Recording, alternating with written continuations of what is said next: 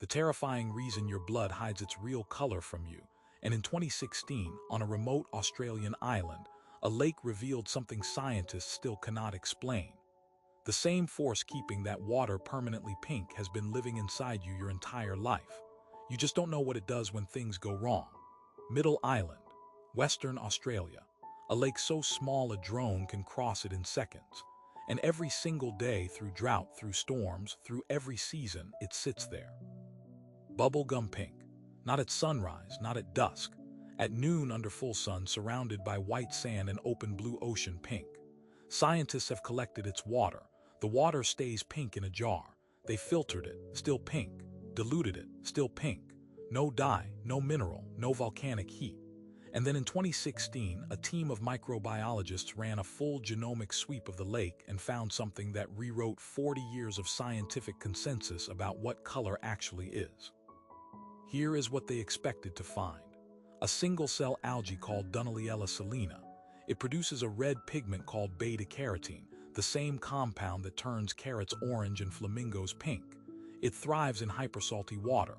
Lake Hillier is 10 times saltier than the ocean. Open and shut. Textbooks said so for 4 decades, but the genomic results came back wrong. Dunaliella salina was there, yes, but in numbers far too small to paint an entire lake. The real answer was something else entirely, a bacterium called Salinibacter ruber, and alongside it, dozens of other halophilic microbes, salt-loving organisms so extreme they should not, by most biological logic, exist in such density. These were not algae. These were bacteria producing their own distinct pigments through metabolic processes we are still not fully able to model. And here is the part nobody talks about. Several of these same organisms live inside the human gut. Stop, because this is the part where you expect a clean answer. Scientists found the bacteria. They identified the pigments. Case closed, except it isn't, because Lake Hillier is not the only pink lake on Earth. There are dozens in Senegal, in Canada, in Spain. They don't all share the same microbial population. Some have Dunaliella, some have Salinibacter, some have neither in dominant counts. They are pink for different reasons, or possibly for reasons we haven't identified yet. And when researchers deliberately altered the salt concentration in controlled lake samples to kill off the identified bacteria, the pink didn't fully disappear. Something residual held the color, something that doesn't appear in any of the cultures, something still unnamed. This is where it gets personal.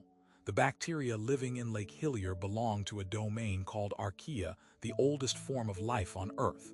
Not bacteria in the modern sense, something older. Something that predates the oxygen in the air you are breathing right now. Archaea colonized this planet before plants existed, before animals existed, before ocean chemistry stabilized. They survived every mass extinction, every ice age, every catastrophic shift in atmospheric composition, and they are inside you.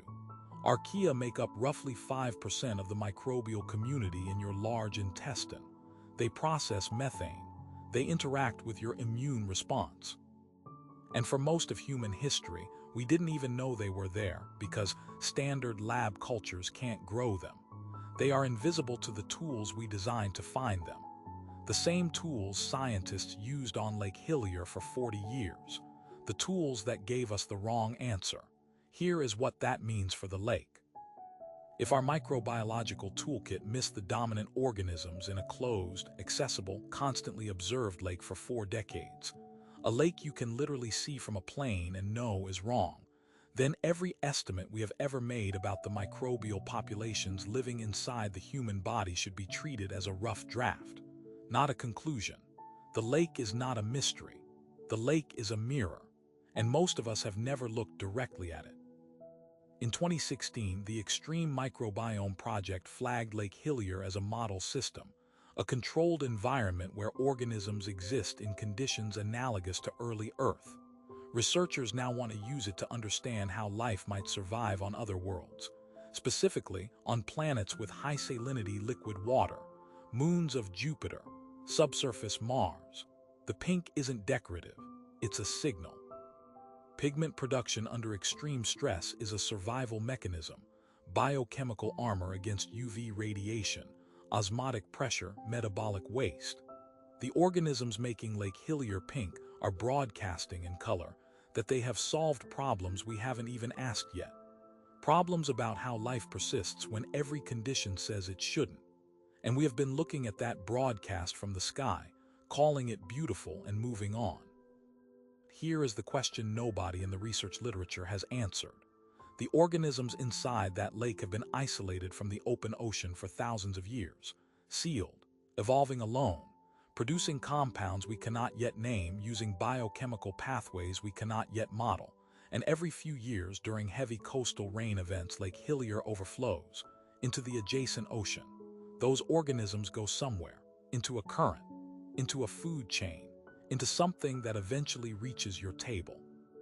40 years of looking at the wrong thing. What else are we still not seeing? And how long has it already been inside us?